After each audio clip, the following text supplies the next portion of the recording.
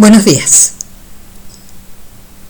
Tomo como punto de partida una pregunta, no que les hago a ustedes, sino que me la he hecho a mí misma toda la vida.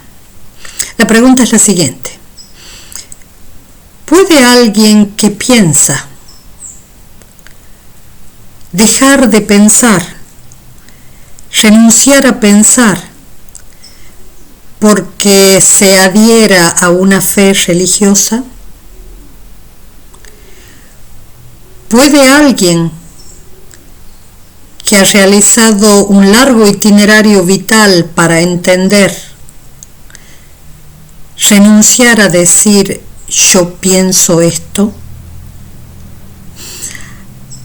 A mi forma de ver, eso es muy difícil, porque si fuera así, de alguna manera uno debiera preguntarse si alguna vez ha tomado la reflexión en serio, si alguna vez la reflexión ha brotado de sus mismas entrañas. Eso es lo que yo me pregunto. ¿Por qué me lo pregunto? Porque hemos señalado en la clase anterior la importancia que ha tenido en el itinerario de Agustín la retórica como disciplina y como propuesta de humanidad. En segundo lugar, cómo esa disciplina y propuesta de humanidad no se encontraba cerrada, sino que poseía también elementos internos de deconstrucción de sí misma, tal como creemos que se encuentra en ese texto perdido del Hortensio.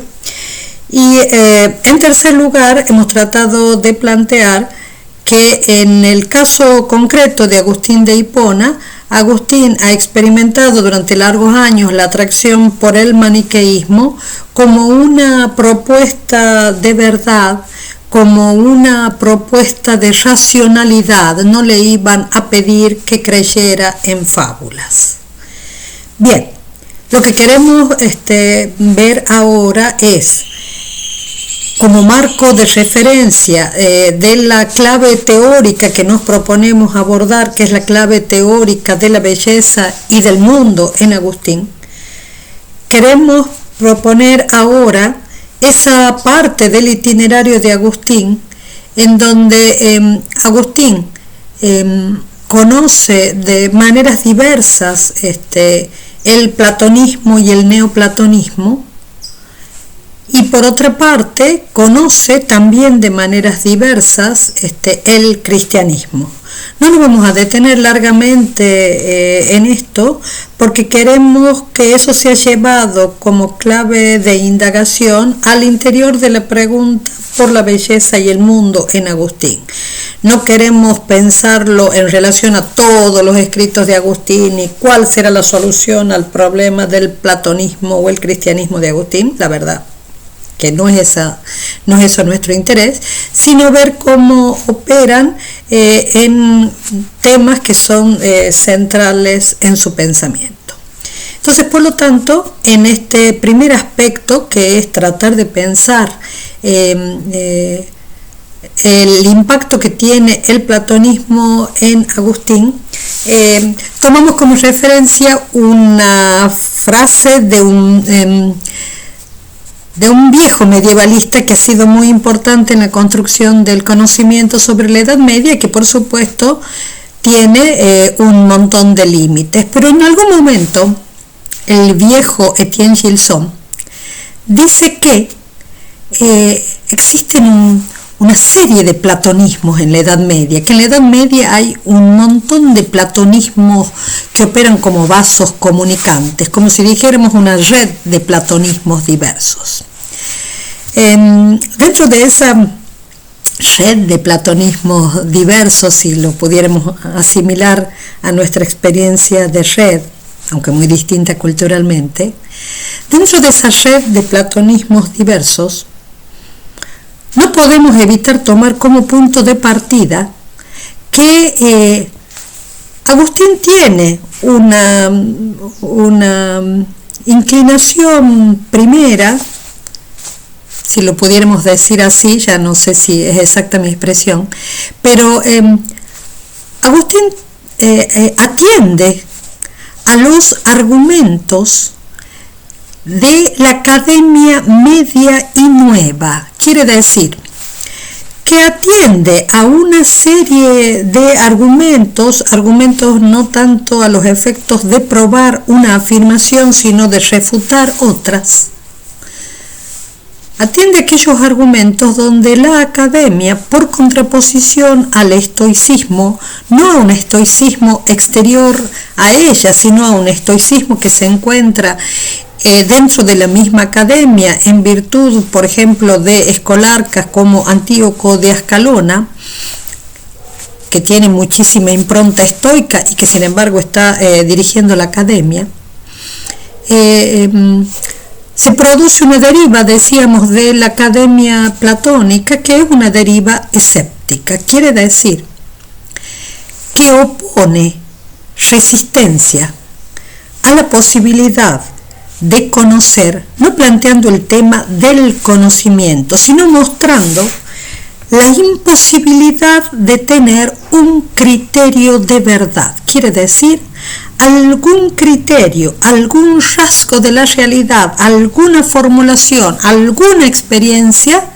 en virtud de la cual se pueda distinguir nítidamente lo verdadero de lo falso. A juicio de la Academia Media y Nueva, esta distinción no tiene ninguna posibilidad. Yo no puedo estar seguro de que esto que yo estoy sosteniendo como verdadero no admita una proposición que se le oponga y para la cual yo también tenga argumentos que la sostengan. Entonces, si no es posible encontrar argumentos irrefutables a favor de una proposición, y si siempre cabe la posibilidad de que yo encuentre argumentos para sostener lo que se opone a ella, yo encuentro argumentos para A y encuentro argumentos para no A, para la negación de A, entonces yo no puedo inclinar mi asentimiento diciendo es verdad A o es verdad no A. Como no puedo tener un criterio de verdad que me permita distinguirlos, entonces no cabe la posibilidad de que yo dé mi asentimiento. Quiere decir, no cabe la posibilidad de que yo diga esto es verdad. Y si la diera, correría el riesgo de equivocarme.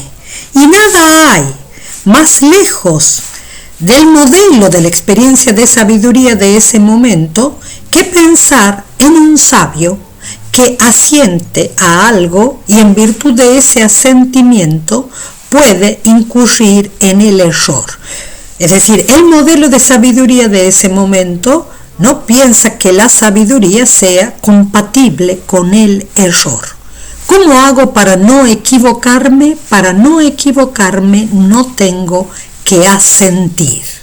Y si lo pienso en orden a que no puedo, si lo pienso en orden a esto, en orden a que no puedo asentir, entonces quiere decir que no puedo producir un conocimiento que consiste en un conjunto de proposiciones, en un conjunto de conocimientos sobre lo real. La sabiduría entonces de ninguna manera consistiría en poseer la verdad.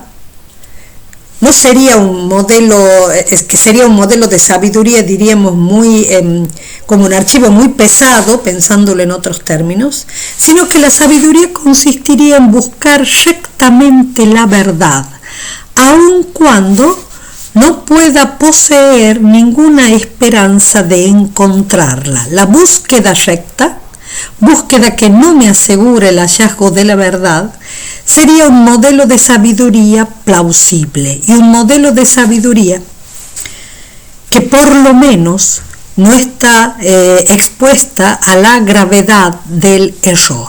Entonces no puedo confiar en los sentidos para que me entreguen algo sobre lo cual yo pueda producir proposiciones verdaderas. No tengo un criterio de distinción nítido de lo verdadero y de lo falso.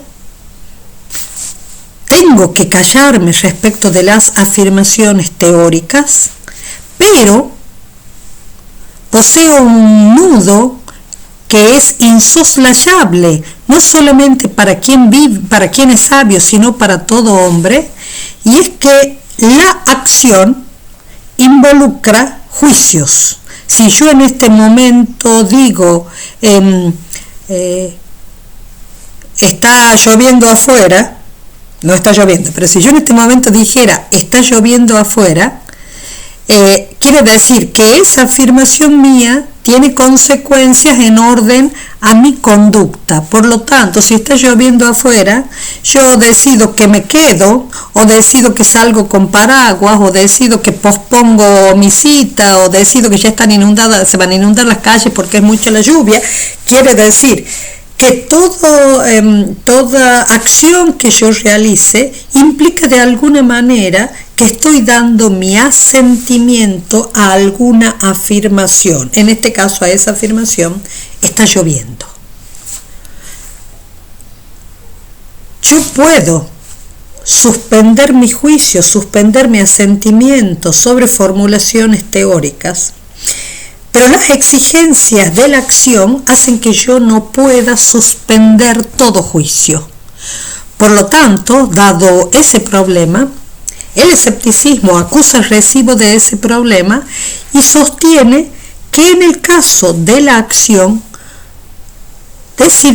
producimos la acción en virtud de la afirmación más probable, de alguna afirmación verosímil. Quiere decir, no le estamos dando ningún valor absoluto, pero no podemos producir acciones sin previos asentimientos implícitos. Entonces, no tengo criterio de verdad para discernir nítidamente lo verdadero o lo falso. Sí puedo dejarme llevar en la acción por el criterio de lo probable, de la probabilidad. Y este tipo de formulaciones y este tipo de decisiones sobre la posibilidad de verdad y la posibilidad del criterio de verdad, que repito, se encuentra en franca oposición, en franca refutación del estoicismo, que sí postula un criterio de verdad, determinados rasgos de determinadas proposiciones, de determinadas experiencias e impresiones sensoriales. Esto que está en contra del estoicismo propone un modelo de sabiduría que es el modelo de la búsqueda recta, sin esperanza de encontrar. Pero sí vale la pena vivir buscando rectamente la verdad.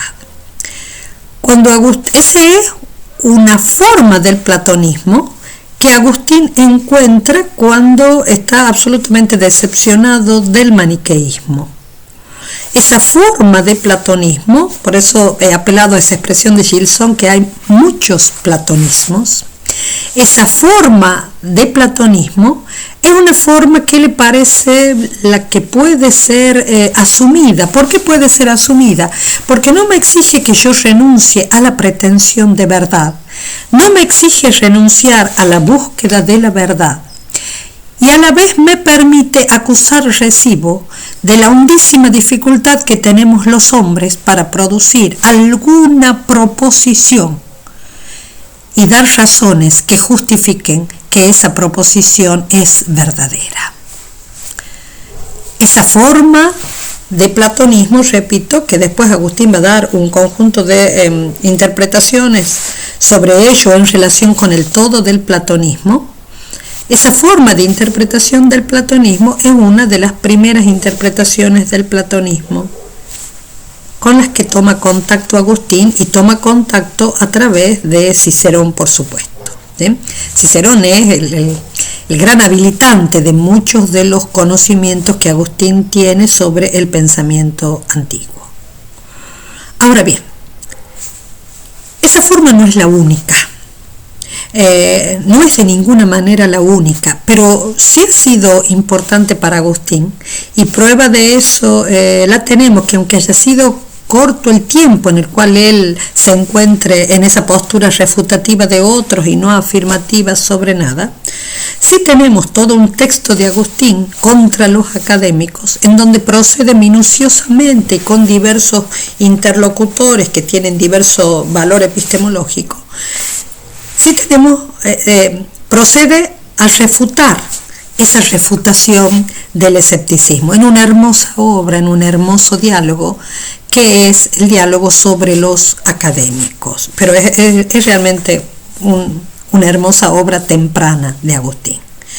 Y seguimos teniendo motivos para pensar que esa refutación ha sido algo muy, muy considerado por Agustín, porque cuando él escriba La ciudad de Dios muchísimo tiempo después, en La ciudad de Dios, en el libro 11, parágrafo 26, se encuentra aquello que sería como la piedra de toque de la refutación más fuerte que hace Agustín, con independencia de que tiene muchos matices de refutación en el Contra Académico que son muy hermosos, pero en Ciudad de Dios va a establecer un tipo de argumento que tiene que ver con el error, porque en el fondo no asentimos, o el escepticismo académico no asiente a una proposición,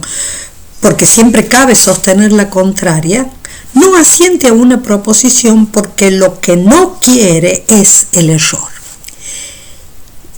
Y Agustín lo que hace es tomar este mismo argumento del error para probar que el error, el hecho de que yo piense que me equivoco, baraje la posibilidad de equivocarme o efectivamente me dé cuenta que me he equivocado, y ustedes recuerden que él está saliendo de una larga experiencia de error, ha adherido al maniqueísmo 9 años, quiere decir, ha estado equivocado. No es tan simple. Él toma el argumento del error para volverlo un argumento que me permite encontrar una certeza. ¿Qué es lo que él dice en este texto sobre la ciudad de Dios? Si enim fallor sum, si me equivoco, soy. ¿Qué quiere decir esto? Que si yo constatara que me equivoco, esa misma constatación me está abriendo a una certeza. ¿Cuál sería la certeza? Si yo no fuera, no podría equivocarme. Soy, puesto que me equivoco. Vivo, puesto que me equivoco. Conozco, puesto que conozco que me equivoco. Esta especie de triple afirmación, triple certeza de Agustín, si la miran, es una triple certeza que proviene de este auscultamiento del error. Lo que digo es que esta mirada, este platonismo con el que él se ha encontrado, un platonismo que no es solo capaz de elevarnos a las ideas, que es capaz de tomar distancia de la posibilidad de afirmar la verdad, es una de las improntas del platonismo en Agustín, impronta que deja, pero de la cual sigue manteniendo todo el gran impulso refutativo.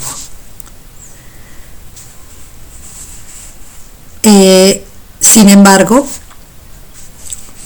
otra impronta y otro trato con el platonismo que él va a tener es un platonismo que viene por algunos textos que él logra conocer de Plotino, de Porfirio, y cuyos argumentos también encontramos largamente desarrollados en el libro 9 y en el libro 10 del texto de la ciudad de Dios. Este paso por Plotino y por Porfirio se considera que sí ha trabajado Eneadas 1 y 6, este trato por Plotino y por Porfirio, el conocimiento también de un pensador africano, Apuleyo, que también tiene un texto sobre las doctrinas platónicas, este trato que es fragmentado, por supuesto, en la época de Agustín y en el mundo espacial de Agustín. También no se trabaja en muchos casos con las obras enteras, se trabaja con fragmentos, se trabaja con sinopsis. De algún modo esto de no disponer de textos en este momento, o de disponer de los textos que tenemos en nuestra biblioteca, o de disponer de los textos que están abiertos por internet, o nuestra situación preexistente, quiere decir de tratar de producir cultura en un mundo que no dispone de todos los recursos bibliográficos que hay en otros lugares de producción de cultura, implica siempre el tener noticias fragmentadas de muchos autores y de muchos textos. Implica tener también un montón de conocimientos que tenemos a partir de algunas obras de un autor, pero no hemos leído las otras obras en las que quizás matizaríamos mucho ese conocimiento. Bueno, Agustín tiene esa experiencia de lectura. Sí está en su propio mundo, un retórico al cual él admira, no como persona, lo admira como tarea, Mario Victorino, que ha traducido las Eneadas. Bien, en ese otro trato con otro mundo platónico, neoplatónico fundamentalmente, sí se considera que Agustín ha descubierto una gran invitación a la interioridad. Quiere decir, una gran invitación a descubrir la verdad y a contemplarla en la interioridad. Por otro lado, también es de la marca platónica esa profunda distinción que va a estar muy presente en los textos agustinianos respecto de la distinción entre lo sensible y lo inteligible. Si uno lee las cartas que Agustín está escribiendo en ese momento, en ese momento o en los años inmediatamente posteriores, aparecen con muchísima fuerza la distinción entre lo sensible y lo inteligible, y cuánto le interesa a Agustín mostrar que no es lo mismo y que lo inteligible es superior. También está presente a partir de este platonismo, diríamos, el principio de participación. También está presente esto de que todo lo que existe sensorialmente, sensiblemente, participa de. No es la realidad en sentido absoluto, sino participa de.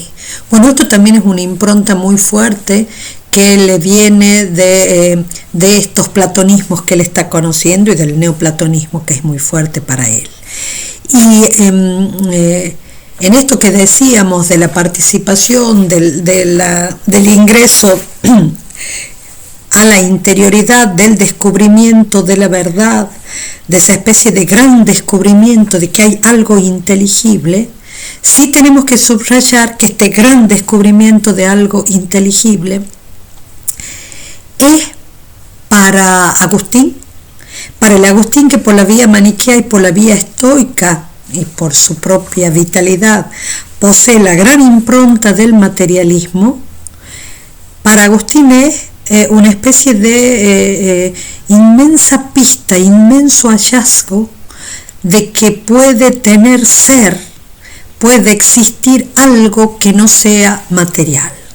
Quiere decir, puede existir algo que sea espiritual. Ese descubrimiento Agustín lo realiza en relación con la verdad. Por eso escuchamos esa, para mí cada vez que la escucho, cada vez más hermosa expresión agustiniana. ¿Acaso no es nada la verdad, porque no se extienda por los espacios finitos o infinitos? Ustedes observen lo que estoy diciendo. ¿Acaso no es nada la verdad? La verdad no se extiende por los espacios. Eso quiere decir que la verdad no es nada, no hay nada de ser en la verdad, no hay algo que pueda ser y no ser material.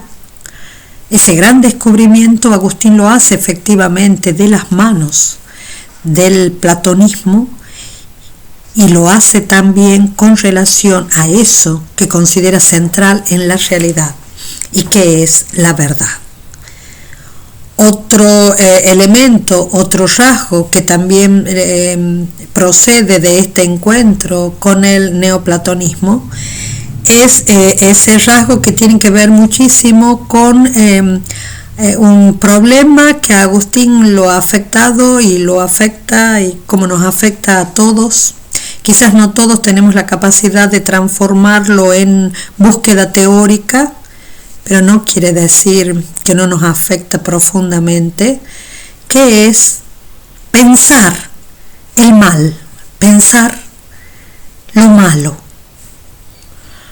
A Agustín le ha costado mucho esta salida del maniqueísmo, porque el maniqueísmo procedía a dar alguna explicación del mal. El mal es una sustancia, y de esa sustancia yo encuentro un camino de procedencia de lo malo, de esto malo que obro, de esto malo que padezco.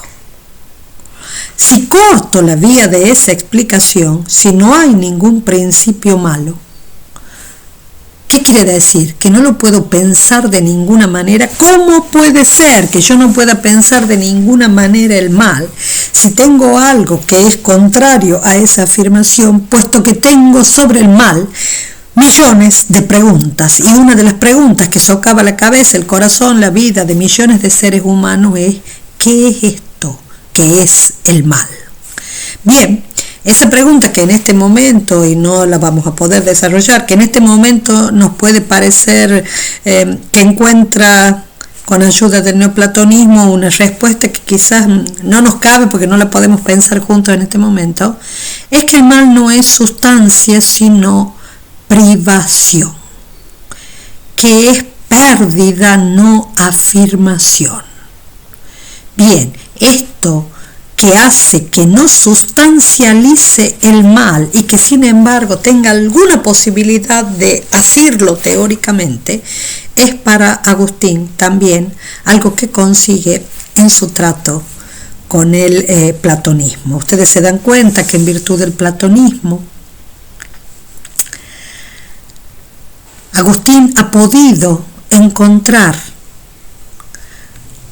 hacia dónde orientar su experiencia de conocimiento, hacia dónde orientar esta búsqueda de la verdad, y por otra parte ha encontrado un gran desafío a nivel de sus propios criterios vitales y de sus propias atracciones hacia todo lo sensible, porque de algún modo ha realizado el hallazgo de que hay algo que es superior a eso. Hay algo que es superior a lo sensible y por lo tanto hay en mí una atracción que es superior a mi fortísima atracción respecto de lo sensible.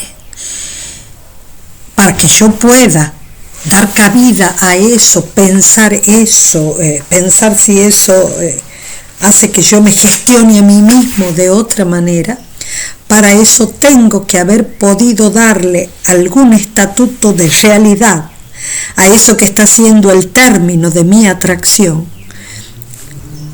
Y Agustín sí puede, porque el término de esa atracción es la verdad, las ideas, lo inteligible. Bueno, todo eso quizás difícilmente hubiera podido encontrar Agustín de no mediar el hallazgo de lo que él llama Libri Platonicorum, algunos libros de los platónicos. Por eso cuando nosotros decimos y estamos utilizando ahora el término platónicos, y no estamos diciendo, no, bueno, en realidad debiéramos decir mucho más exactamente que es tal libro que es del neoplatonismo, que tiene tales distinciones con respecto al platonismo. Si lo estamos utilizando así, es porque en el mundo de Agustín, en la antigüedad tardía de Agustín, el estatuto epistemológico, el estatuto de transmisión con el cual se reciben esos libros, es que son libros platónicos. Y el platonismo implicaba un conjunto de elementos varios que tampoco podemos señalar mucho en este momento. Pero si cabe la posibilidad, para que por lo menos lo pensemos, si cabe la posibilidad de que hubiera existido un platonismo como el platonismo medio, platonismo cuyo punto de partida es que llegue el momento de la segunda navegación platónica, donde ya no podemos esperar que el viento sople las velas y nos haga andar, sino que llegue el momento en el que tenemos que remar, y que el platonismo medio entienden que ese movimiento de ascenso a lo inteligible tan caro al platonismo en el momento en que ellos se encuentran no es lo espontáneo, porque es como si lo sensible hubiera perdido vínculo con lo inteligible y tienen de nuevo que producir y que descubrir el vínculo que tiene lo sensible con lo inteligible, y apelan a relaciones que tienen que ver con el motor inmóvil de Aristóteles y las ideas platónicas, y las ideas platónicas son los pensamientos del intelecto aristotélico, y se dan cuenta que nosotros decimos, eso no es el Platón que nosotros conocemos, no es el que nosotros conocemos, pero es el platonismo que llega a cada momento de la historia con las mezclas que la historia hace producir. Lo que quiero decir es que si ha existido un platonismo así, cabe la posibilidad de que nosotros digamos Libri Platonicorum, los libros platónicos, y que con justicia para el momento histórico de Agustín estemos hablando de algunos libros estrictamente neoplatónicos. Quiere decir que la justicia historiográfica que tratamos de hacer en los estudios contemporáneos no pueden ser la razón para que no identifiquemos cuál es el estatuto epistemológico de los textos de los cuales Agustín dispone o nosotros disponemos. Bien, eso por un lado, es decir, Agustín tiene una fortísima impronta del platonismo que ha producido grandes debates teóricos sobre si Agustín se convierte al platonismo y en realidad no al cristianismo, si primero al platonismo, después al cristianismo, si cómo lo recibe. No podemos dirimir en una clase, menos en una clase virtual, qué le ocurre a los cuál es el debate sobre platonismo y cristianismo en Agustín. Solo queremos decir que este impacto tan fuerte, que ha dejado marcas tan fuertes sobre Agustín, por supuesto, tienen que ver con su pensamiento. Lo que también se señala, y eso también lo tenemos que mostrar, es que tenemos algunos elementos o tenemos algunos textos que son del primer momento de Agustín. Tenemos algunos textos donde sí podemos de algún modo saber cuáles son las teorías o las afirmaciones que Agustín está sosteniendo, sobre todo al comienzo, en el 386 y en el 387, y disponemos, por ejemplo, de un conjunto de cartas, de una correspondencia entre Agustín y Nebridio, en donde se hacen presentes un montón de afirmaciones sobre, sobre la teoría o las doctrinas que Agustín piensa que así es. Quiere decir que tenemos alma y cuerpo, que es mejor el alma, que lo que nos hace alabar a los cuerpos es la hermosura, que la hermosura es una proporción de las partes, que la forma de la hermosura es mejor en el alma que en el cuerpo. O sea, yo los invito a leer esas epístolas de Agustín a Nebridio, sobre todo la epístola 3, para poder ver una especie de, diríamos, de paquete de afirmaciones que proceden, por supuesto, del platonismo, que son muy simples, un conjunto de epístolas que están tratando de resaltar la distinción entre lo sensible y lo inteligible, entre lo que es el modo de la fantasía y el modo de la captación inteligible de algo. Bueno, los invito a quienes quieran ver esto, de este platonismo con el cual Agustín ha tenido trato, no solo en los textos de confesiones, donde él va a decir yo he encontrado esto, pero no he encontrado aquello, yo sí he encontrado en los textos que al principio era el verbo, yo sí he encontrado que el logos era la luz, todo eso he encontrado, pero no he encontrado que el verbo se hizo carne. Los invito a ver aquellos textos mucho más cercanos al encuentro inicial de Agustín con el platonismo, en el cual todos estos elementos están formulados muy sencillamente. Un conjunto de preguntas y de respuestas en donde Agustín dice, esto es mejor que esto nos atrae por tal razón, esto es mejor, lo que pasa con el alma que con el cuerpo, qué pasaría si el alma muriese, como argumento sobre la inmortalidad.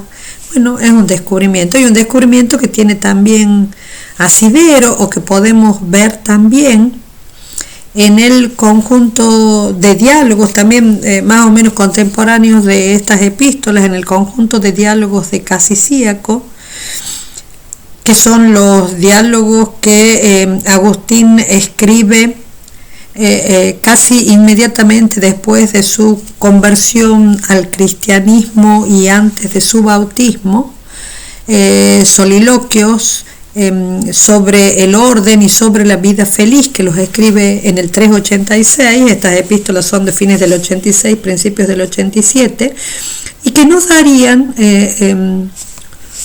una especie de corpus de las afirmaciones iniciales que tiene Agustín cuando todavía está transitando lentamente por el cristianismo, para que veamos cuál es la fuerza de esas afirmaciones, qué horizonte teórico posee. Lo que sí nos interesa decir es que en ese impacto del encuentro platónico es un impacto en donde Agustín está teniendo también otra experiencia que lo está abriendo el sentido de lo espiritual de otro modo, que es la apertura al sentido espiritual de los textos. Y subrayo esto porque importa mucho para quien trabaja con palabras. Lo que quiero decir es esto, y los que conocen la vida de Agustín lo conocen. Lo que quiero decir es que en este mismo mundo de Milán, donde Agustín ha tenido trato con este platonismo, con este mundo neoplatónico, con categorías historiográficas actuales, en este mismo mundo, porque Agustín se ha ido de África, ha dejado el maniqueísmo, se ha ido de África también por razones profesionales, se ha ido primero a Roma a trabajar, después ha conseguido un cargo municipal de profesor de retórica en Milán. Ahí en Milán, Agustín, que siempre tiene por la vía de su madre, por la vía del mundo al cual él ha pertenecido, por la vía incluso interior al maniqueísmo, que también se presenta con muchos de los rasgos de algunas afirmaciones, personalidades del cristianismo. En Milán, Agustín ha tomado contacto primero con una experiencia de palabra, que es una fortísima experiencia de palabra retórica, la de Ambrosio de Milán, Ambrosio, obispo de Milán, que tiene un gran arte retórico, pero que además de tener un gran arte retórico, y Agustín va para escucharlo porque es un buen orador, simplemente, además de tener un gran arte retórico, Ambrosio desarrolla, y eso sí lo han probado estudios posteriores, Ambrosio desarrolla un tipo de exégesis de los textos escriturarios que tienen la presencia de los criterios de los sentidos escriturarios desarrollados por Orígenes de la escuela de Alejandría, que es quien desarrolla la pluralidad de sentidos en los textos escriturarios, y el que da el paso del sentido literal, material, a lo que es desentrañar el sentido espiritual de las escrituras. Este paso, que implica también un sentido moral de cuál sería la conducta exigida por esta palabra y cuál sería la elevación hacia el absoluto que es posible a partir de esa palabra. Se dice que Orígenes es como aquel gran maestro de Occidente que pasa cubierto y en silencio, porque él ha tenido otros problemas, pasa cubierto y en silencio porque pasa bajo la autoridad canónica de Agustín. Lo que quiero decir, que bueno, para mí quizás porque yo amo muy mucho las letras y sus sentidos, quizás porque me resulta muy difícil que mi experiencia de realidad pueda ser algo que deje las letras en algún lugar y no lo lleve consigo. Quizás por todo eso, pienso que no es poca cosa poder descubrir que hay una experiencia de palabra que tiene varias capas, una experiencia de palabra que me da un sentido literal que yo tengo que mirar, estudiar, desentrañar, pero que cabe la posibilidad de que yo pase a otro sentido. Y por lo tanto, cuando paso a otro sentido, la letra, que es también materia, que es también sonido, posee otro sentido, y ese otro sentido me permite mirar de otra manera las inconsistencias de lo literal, las presuntas contradicciones de lo literal. Descubro el sentido de lo que la palabra promete, descubro el sentido de lo que la palabra oculta, descubro los tipos que están presentes en las letras. Bueno, esta experiencia de la escritura abierta a un sentido espiritual también desentraña en la experiencia de palabra de Agustín otro paso a lo espiritual, además de ese paso, de esa impronta fortísima dada por el platonismo, que le permite abrirse a lo espiritual, cuando él no podía imaginarse ni pensar nada que no fuera material. Y en virtud de de la misma personalidad de Ambrosio de Milán, también tiene Agustín contacto con otra experiencia del platonismo, que no sabemos cuán vinculada está a la lectura de los Libri Platonicorum. También tenemos otra experiencia de Agustín con el platonismo, que es la existencia de una experiencia cristiana que está asumiendo el platonismo junto con el cristianismo. Por lo tanto, él no hace simplemente un puente personal, creo yo, desde el platonismo a después encontrarse con el cristianismo, sino que son experiencias que se están dando con él, coexistiendo en el interior de un mismo marco, y además experiencias o mundos de sentido que ya se han tocado previo a él y previo al encuentro que él tenga junto con ambas. Eso sí me parece importante resaltar. Quiere decir que no solamente se le abre la opacidad de la palabra escrita y encuentra un sentido espiritual que le permite trabajar de otra manera contradicciones y aquello en lo que consideremos que la palabra está absolutamente cerrada a todo sentido y a toda verdad, sino que también tiene la experiencia de un platonismo que ha tomado contacto con el cristianismo antes que él, y por lo tanto él también tiene relación con esto en virtud de algún círculo neoplatónico existente en Milán. Bien, en virtud de todo esto, porque un pensador, creo yo, no puede renunciar a lo que le es constitutivo, no puede dejar de hacerse problemas sobre la verdad. Asumir una postura escéptica es que me he hecho problemas sobre la verdad, por eso pienso que no puedo encontrarla. En virtud de esto, lo que hace Agustín tiene, en virtud de esto, Agustín tiene también otro aspecto de su experiencia, que creo yo que es también un aspecto de su profunda necesidad de verdad. Entre los pasos que él da en orden a lo que nosotros hoy consideraríamos, él también, vida de fe, él considera que esta verdad o esta experiencia de palabra que es pronunciada por Ambrosio, que es la dicha en las escrituras, que es la explicada por las homilías, que es la sostenida en ese colectivo creyente que es la Iglesia Católica, él descubre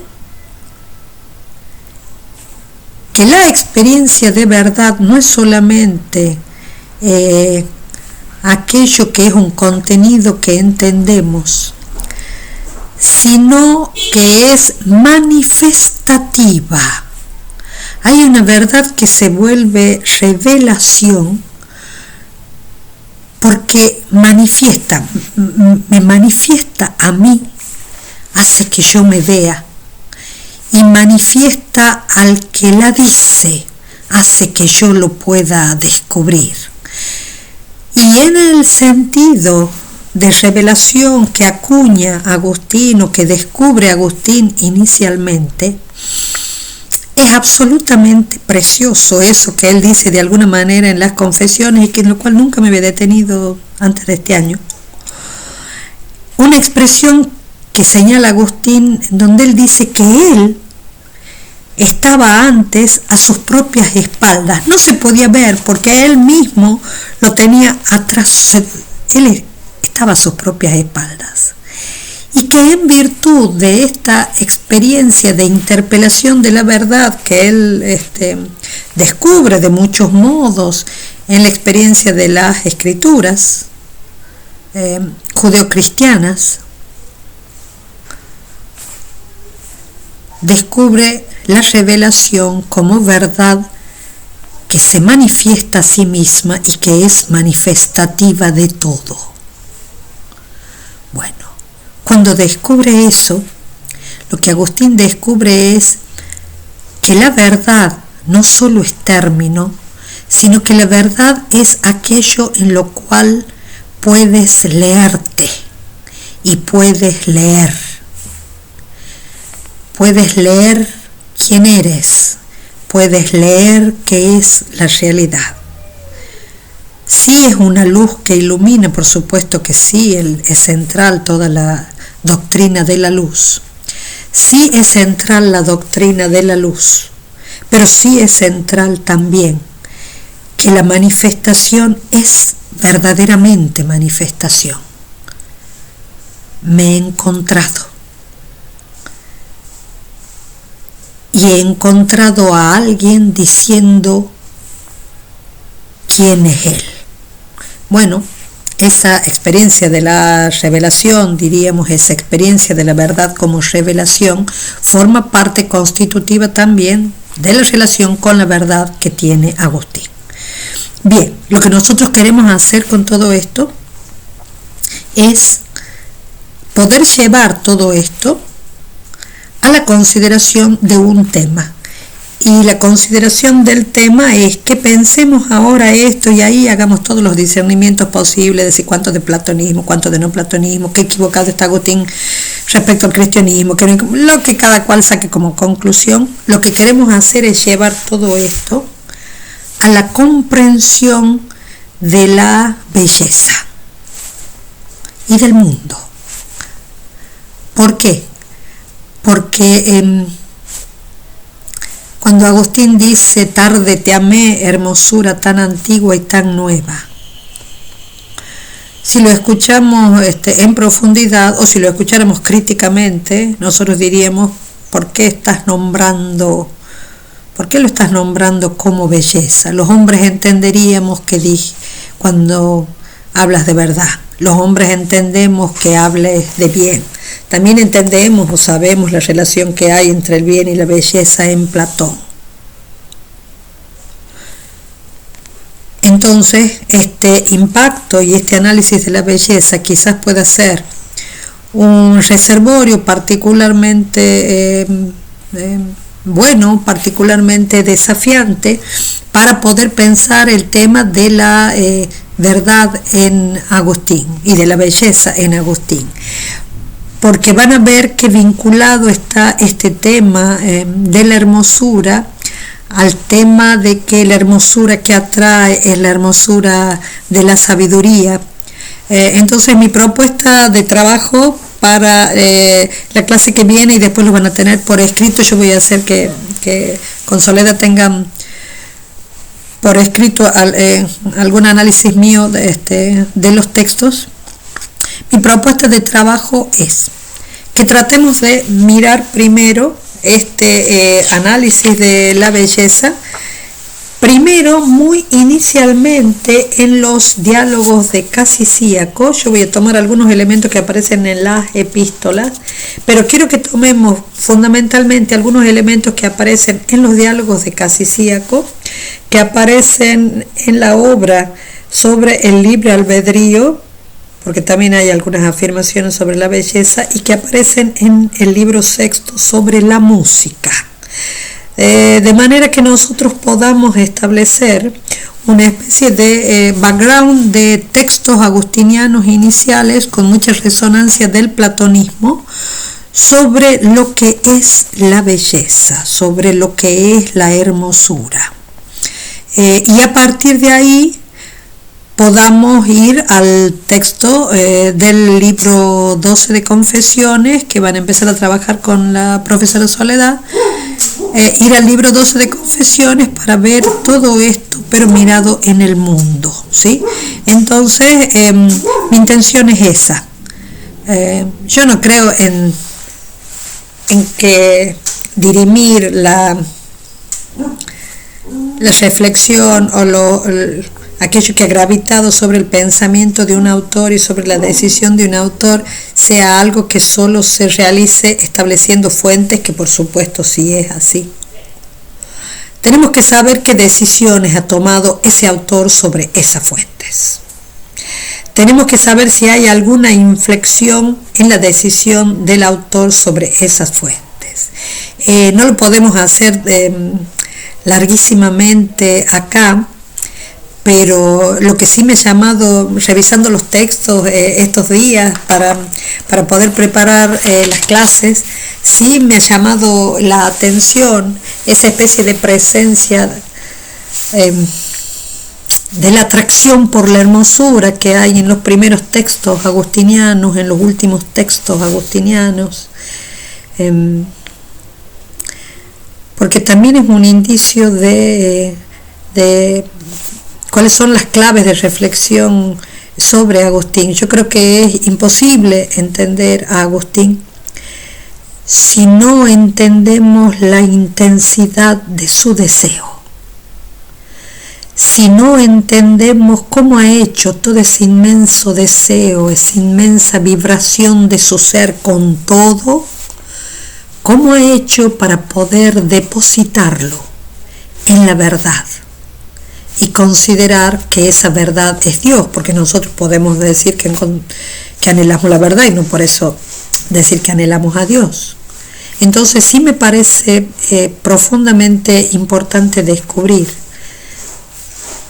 o indagar que lo que estamos buscando en estos textos sobre la belleza no es solamente lo que Agustín objetivamente esté diciendo sobre la propiedad A o sobre la propiedad B de la belleza, que sí nos importa por supuesto, sino también ver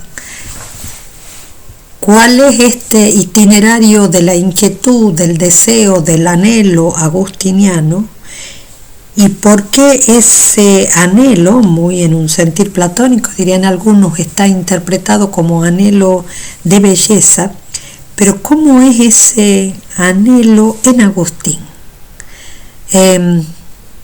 Porque Agustín es absolutamente vibrante, como si fuera un instrumento de cuerda al que toda la realidad puede tocar y hacer que despliegue sus propios sonidos, ¿no? Es decir, esa es una de las cosas que yo más amo en Agustín, el ver hasta qué punto su inteligencia es conmovida por la realidad, porque todo él es conmovido por la realidad. Ese es el Agustín que yo amo, además del Agustín de las peleas, que también es un Agustín que yo amo.